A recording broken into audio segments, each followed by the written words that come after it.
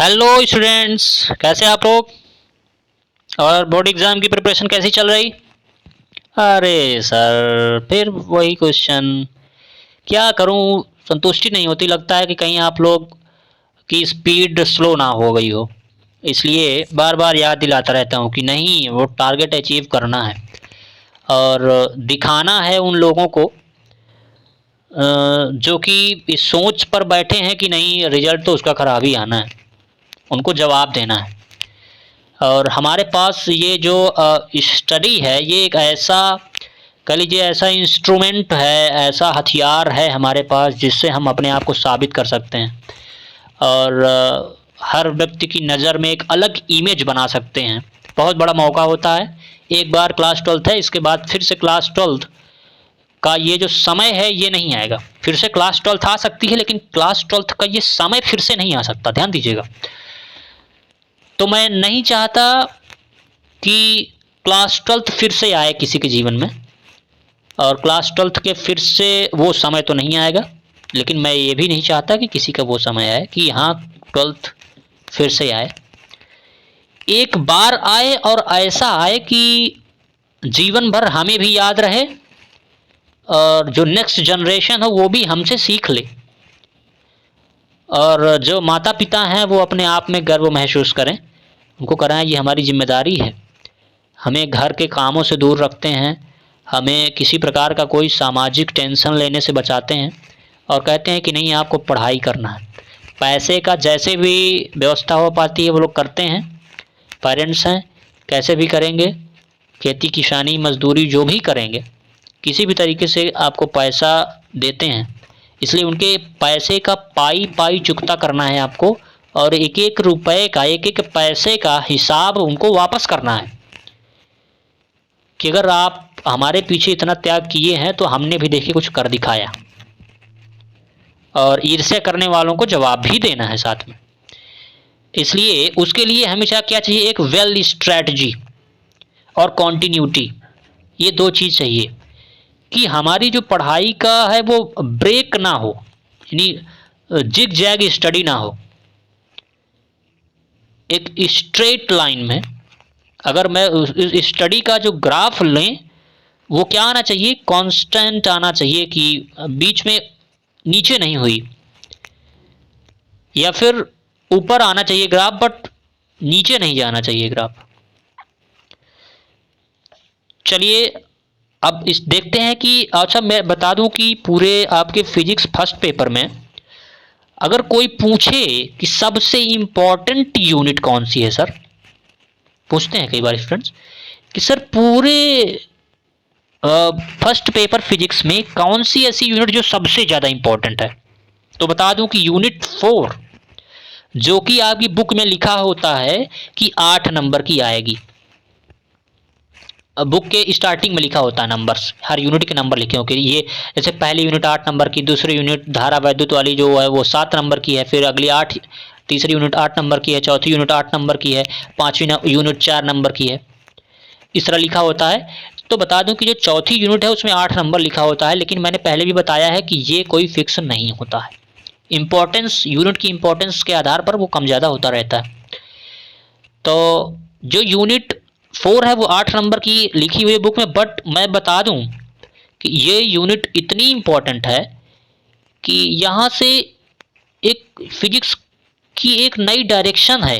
ये unit physics को एक नई डायरेक्शन देती है, इसलिए यहाँ से क्वेश्चन बनना तो एग्जामिनर के बस में भी नहीं कि ना बनाए, मजबूरी है।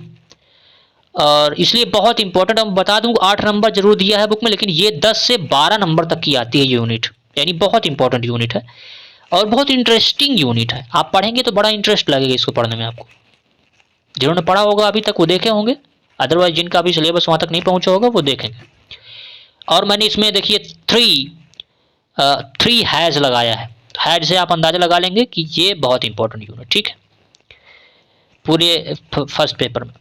तो चलिए देखते हैं कि इस फर्स्ट पेपर में, इस यूनिट 4 में हमको क्या पढ़ना है।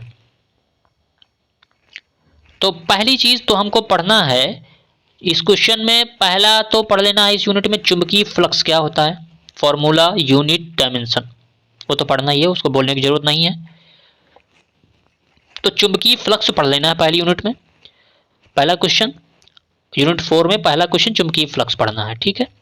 अगला क्वेश्चन है फैराडे के वैद्युत चुंबकीय प्रेरण के नियम क्या हैं। कई बार ऐसा होता है ना कि इधर उधर की चीजें पढ़ते रह जाते हैं, मेन चीज तो पढ़ते ही नहीं है। अब बोलते हैं कि चैप्टर पढ़ लिए हैं, चैप्टर पढ़ने का कोई मतलब ही नहीं है, जो आना है वो तो आपने पढ़ा ही नहीं, केवल टाइम लॉस हुआ है। इसलिए फैक्ट चीजों को आपके पास लाया हूं कि सीधे आप टाइम लॉस ना हो। हमारे पास इतना टाइम होता है कि उतने में हमारा कोर्स तैयार हो जाए, लेकिन फिर भी कोर्स नहीं तैयार हो पाता। क्यों? क्योंकि वो चीजें पढ़ता ही नहीं ना जो पढ़ना है। इसलिए टाइम लॉस रोकने के लिए मैं ये वीडियोस लेकर आ रहा हूं लगातार। तो फैराडे के वैद्युत चुंबकीय प्रेरण के नियम पढ़ने हैं। तीसरा जो है वो छोटा क्वेश्चन बन सकता है कभी, लेंज का नियम क्या है, या फिर बड़े क्वेश्चन में छोटा लगा सकता है, लेंज का नियम क्या है। चौथा है फ्लेमिंग के दाएं हाथ का नियम, फ्लेमिंग के दाएं हाथ का नियम, ये आपको देख लेना है। चौथा नंबर क्वेश्चन हो गया, देखा आपने, फ्लेमिंग के दाएं हाथ का नियम देख लेना है। अगला जो क्वेश्चन है वो बहुत ज्यादा इंपॉर्टेंट है, मतलब चाहे ग्रेजुएशन मतलब बीएससी हो कर रहे हो आप, या और कोई क्लास हो, इंटर हो, या जहां भी ये है, या कंपटीशन एग्जाम्स हो, ये चीजें, ये टॉपिक्स बहुत इंपॉर्टेंट है। जैसे कौन कौन सा, तो क्वेश्चन 5, उसमें पहली चीज तो आपको ये पढ़ना है कि स्वप्रेरण क्या होता है, स्वप्रेरण गुणांक क्या है। गुणांक का मतलब कोई फॉर्मूला आया होगा, उस फॉर्मूला को देखना, ठीक है। अगला है लंबी परिनालिका का स्वप्रेरकत्व, लंबी परिनालिका का स्वप्रेरकत्व का डेरिवेशन करना है। अच्छा, मैं एक चीज और बता दूं, इस चैनल पर 12th के सभी टॉपिक्स को पढ़ाया जाएगा। लेकिन अगर आपकी ऐसी डिमांड हो कि नहीं सर, अगर आप स्टार्टिंग से स्टार्ट करेंगे तो टाइम लग जाएगा, तो ऐसा करिए कि जो यूनिट्स इंपॉर्टेंट हों उनकी प्रिपरेशन कराइए, उनको अच्छे से पढ़ाइए, क्योंकि मेरे पास सारा कुछ सिस्टम रहता है पढ़ाने का कि कोर्स कंप्लीट हो जाए और एक यूनिक नोट्स बन जाए, और यूनिक तरीके से कैसे समझे चीज़ों को, अगर क्वेश्चन कहीं से बनता है तो छूटे ना। बहुत सारी चीज़ें मेरे पढ़ाने में इंक्लूड रहती हैं, तो इस चैनल पर पढ़ाई जाएंगी। जैसा भी हो आप लोग कमेंट करिएगा कि कौन सी यूनिट पढ़ना चाहते हैं, तो बाद में मैं कोशिश करूंगा 12th का भी एग्ज़ाम मैं स्टार्ट कर दूं, क्योंकि अभी मेरा जो टीजीटी का कोर्स है क्लास 11th का है, वो चल रहा है इस चैनल पर। लेकिन अभी कुछ मैसेजेस आए हैं पर्सनली भी, कुछ डिमांड आई है, लेकिन मैं देखता हूँ अगर ये डिमांड बढ़ती है तो फिर 12th की फिजिक्स स्टार्ट की जाए, पेपर फर्स्ट को स्टार्ट किया जाए या पेपर सेकेंड को, जैसा भी कहेंगे।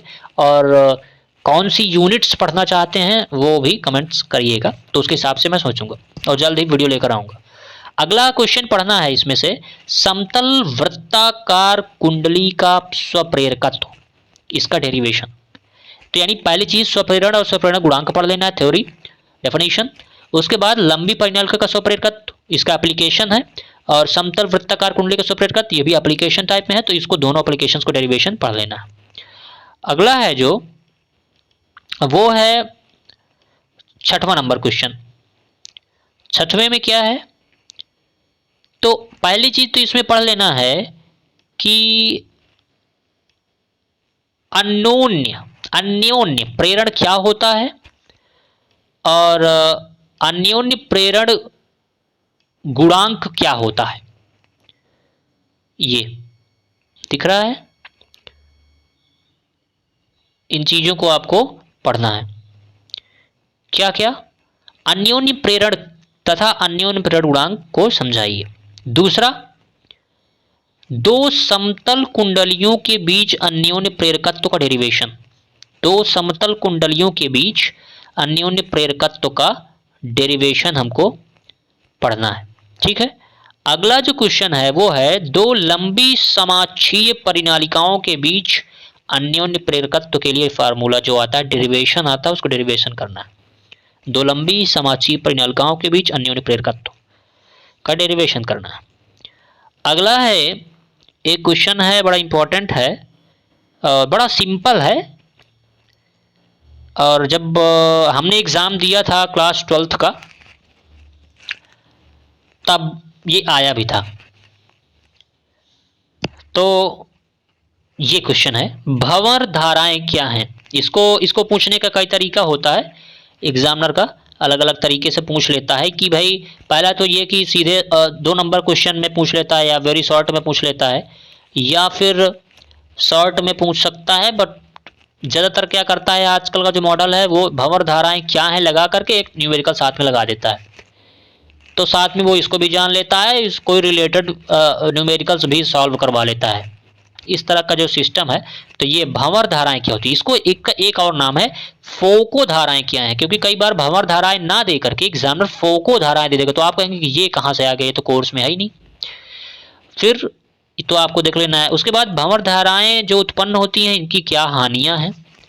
अगर हानियां हैं तो फिर उपयोग भी होंगे कुछ, क्योंकि अगर उपयोग ना होते तो फिर हम उनको क्यों पढ़ें, और इनके ऊपर जो इंस्ट्रूमेंट्स हैं वो हम क्यों बनाएं। जैसे हीटर वगैरह आप लोग देखते होंगे, जनरल हीटर जो ऐसे गांवों में देखने को मिलता है, आग वाग हाथ सेंकने के लिए या फिर ऐसे जो यूज़ किए जाते हैं, उसमें बहुत सारी रिंग टाइप की, जिग जैग टाइप की वो जो वायर्स लगी रहती है, स्प्रिंग टाइप की, वो उसकी बात हो, वहीं पर भंवर धाराएं उत्पन्न होती हैं। बड़ी स्ट्रांग होती हैं ये, इसलिए कोई स्ट्रांग है, अच्छी एनर्जी मिलती है, तो उसका हम लोग उपयोग भी करते हैं। बट कुछ हानियाँ भी होती हैं, और हानियाँ होती हैं, अभी चैप्टर तो पढ़ा नहीं रहे हैं, तो बताते हैं अच्छे से कुछ एक्सप्लेन करेंगे बाद में। तो फिलहाल अब आता है यहाँ के बाद चैप्टर 12। चैप्टर 12 में देखते हैं कि क्या क्या पढ़ना, इसी यूनिट में है, चौथी यूनिट में, यानी इस यूनिट से 7 क्वेश्चन ही तैयार करने हैं, छोटे बड़े मिलाकर के 7 यूनिट, चैप्टर 11 से यूनिट 4 के। यूनिट 4 का जो दूसरा चैप्टर है वो है चैप्टर 12। ठीक है, तो जरा देखें चैप्टर 12 में क्या क्या है। तो चैप्टर 12 का नाम है प्रत्यावर्ती धारा, और इसमें कौन कौन से क्वेश्चंस तैयार करने हैं वो देखते हैं। तो पहला क्वेश्चन तो तैयार करना है आपको, दिष्ट धारा और प्रत्यावर्ती धारा में क्या अंतर है। दिष्ट धारा और प्रत्यावर्ती धारा में क्या अंतर है। ठीक है, अगला क्वेश्चन पढ़ना है कि प्रत्यावर्ती धारा का वर्ग माध्यमूल मान क्या होता है, रूट मीन स्क्वायर वैल्यू।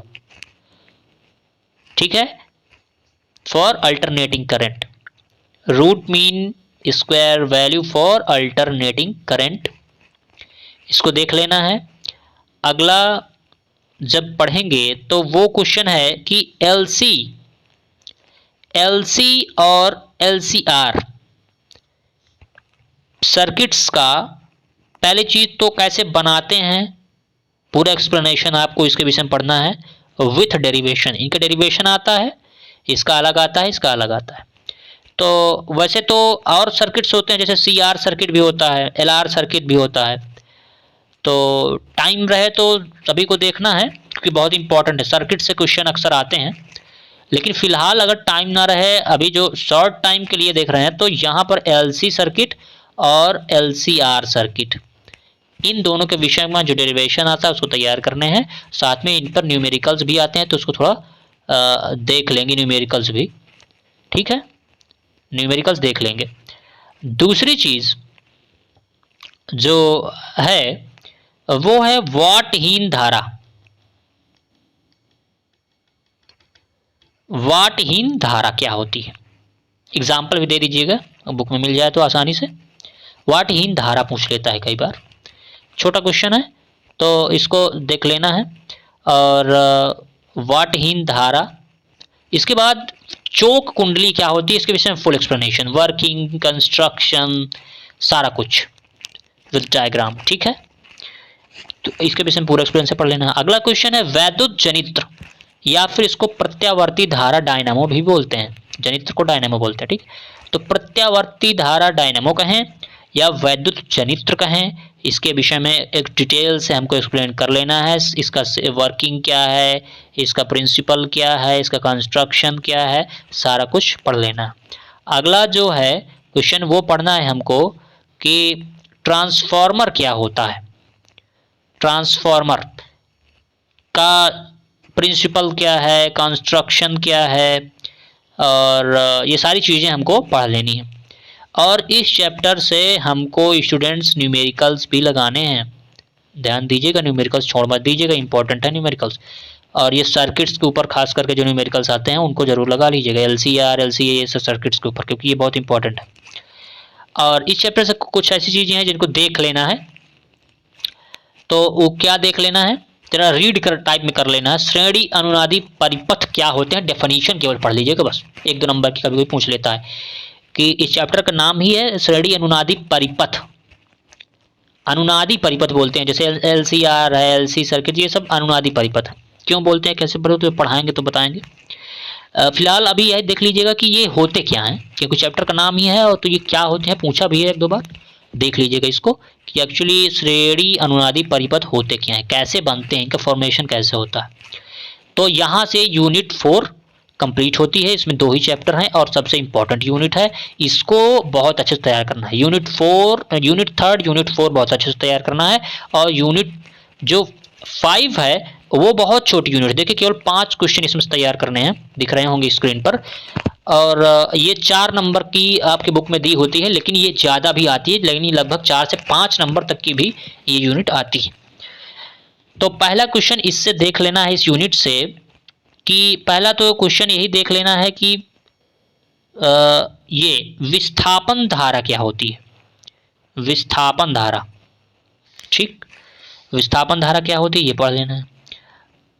अगला क्वेश्चन पढ़ना है कि मैक्सवेल के समीकरणों को लिखिए। मैक्सवेल के ने समीकरण दिए थे, इक्वेशंस दिए थे, ये BSc में तो बहुत इंपॉर्टेंट होते हैं, ग्रेजुएशन लेवल पे बहुत ज़्यादा इंपॉर्टेंट आते ही आते हैं, 100% आते थे एग्जाम में।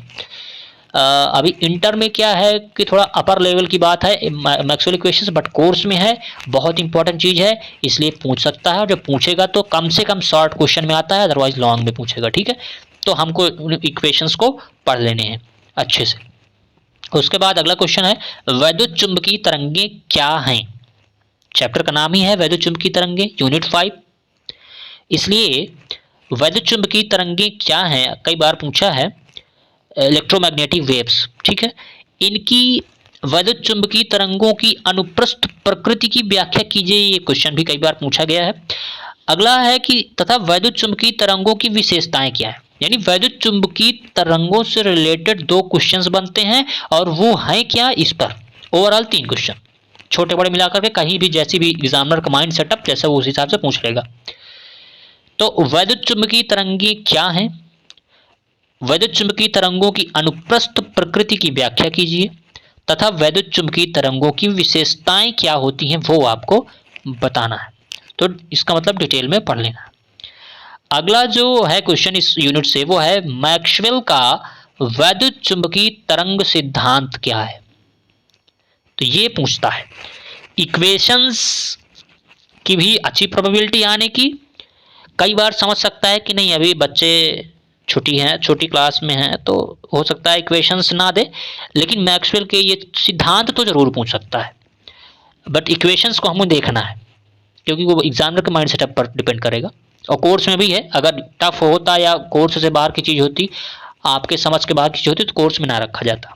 ठीक है, तो मैक्सवेल का वैद्युत चुंबकीय तरंग सिद्धांत क्या है, इसको पढ़ लेना है अच्छे से। अगला क्वेश्चन है वैद्युत चुंबकीय तरंगों की तरंगदैर्ध्य व परास का क्रम।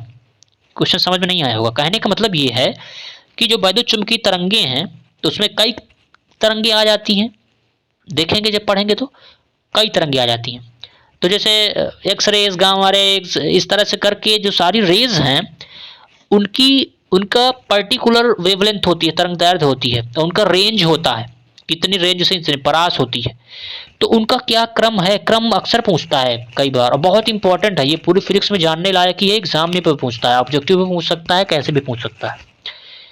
तो उनका मतलब पहले सबसे कम तरंगदैर्ध्य किसकी होती है, सबसे कम परास किसकी होती है, फिर उससे ज़्यादा किसकी होती है, फिर उससे ज़्यादा किसकी होती है, सबसे ज़्यादा किसकी होती है। तो इस तरह से अच्छा कंपटीशन में भी इससे क्वेश्चन बनते हैं अक्सर, तो इसे हमें देख लेने हैं। और इस तरह से करके ये 4 चौथी और 5वीं यूनिट को हमने साथ में ही कर दिया है, क्योंकि 5वीं यूनिट छोटी थी। तो इस तरह से करके ये 4 और 5 यूनिट आपकी हो गई और सारे यूनिट्स का मैंने क्वेश्चन दे दिया है। अब जो अगला वीडियो आएगा वो हम देख लेंगे, उसमें आएगा स्ट्रेटजी के ऊपर बात करेंगे, बहुत इंपॉर्टेंट रहेगा। और यूनिट 3 के वीडियोस, इसका पिछला लेक्चर है उसको मैं डिस्क्रिप्शन में उसका लिंक दे दूंगा। यूनिट 3 के जो क्वेश्चन है इंपॉर्टेंट, वो बहुत ही इंपॉर्टेंट यूनिट वो भी है, उसका दे दूंगा। और यूनिट 3 का जो लेक्चर है उसमें मैं लिंक दे दूंगा डिस्क्रिप्शन में यूनिट 2 का जो क्वेश्चन है, और यूनिट 2 के जो वीडियो होगा उसमें डिस्क्रिप्शन में लिंक दे दूंगा यूनिट 1 का। तो सारे क्वेश्चंस करके आप एक एक करके देख लीजिए, इनको बाकायदे नोट कर लीजिए। या तो वीडियो तो आपके पास रहेगा ही, चैनल का नाम तो जानते ही हैं, एक knowledge science by Shivam sir. यहाँ सर्च करिए, सीधे चैनल का लोगो आएगा, उस पर क्लिक करिए, सारे वीडियोस मिल जाएंगे। ठीक है, उनकी प्लेलिस्ट बनी हुई है, वहाँ से आप लोग देख लीजिएगा।